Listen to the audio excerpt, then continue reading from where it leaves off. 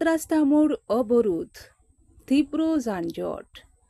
রাজধানীর তেজগাঁওয়ের রাস্তা মোড় সড়ক অবরোধ করেছেন ঢাকা পলিটেকনিক ইনস্টিটিউট সহ বিভিন্ন সরকারি ও বেসরকারি কারিগরি শিক্ষা প্রতিষ্ঠানের শিক্ষার্থীরা।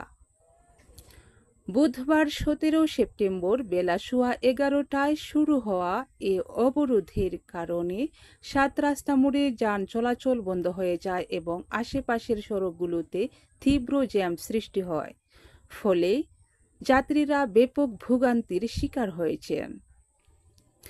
আন্দোলনকারীরা 4 দফা দাবি তুলে ধরেছেন। দাবিগুলো হল: 1.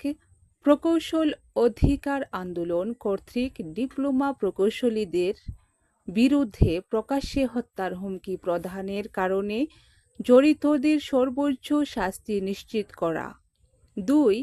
বিএসসি ইঞ্জিনিয়ারিং শিক্ষার্থীদের অযৌক্তিক 3 দফা দাবির পক্ষে পরিচালিত সব কার্যক্রম রাষ্ট্র কর্তৃক অবিলম্বে বন্ধ করা। 3. কারিগরি ছাত্র আন্দোলন বাংলাদেশের উত্থাপিত যৌক্তিক 6 দফা দাবির রূপরেখা ও সুপারিশ অনুযায়ী পূর্ণাঙ্গ বাস্তবায়ন করা। 4.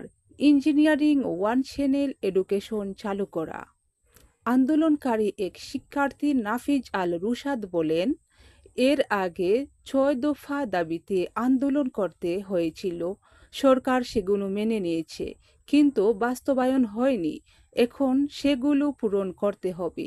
অন্যদিকে বিএসসি ইঞ্জিনিয়াররা যেসব অযৌক্তিক 3 দফা দাবি করেছেন, সেগুলোরও সমাধান করা প্রয়োজন। দাবি আদায় না হওয়া পর্যন্ত সড়ক অবরোধ চলবে। প্রতিদিন আপডেট নিউজ পেতে ভোরের আলো ইউটিউব চ্যানেলটি সাবস্ক্রাইব করুন।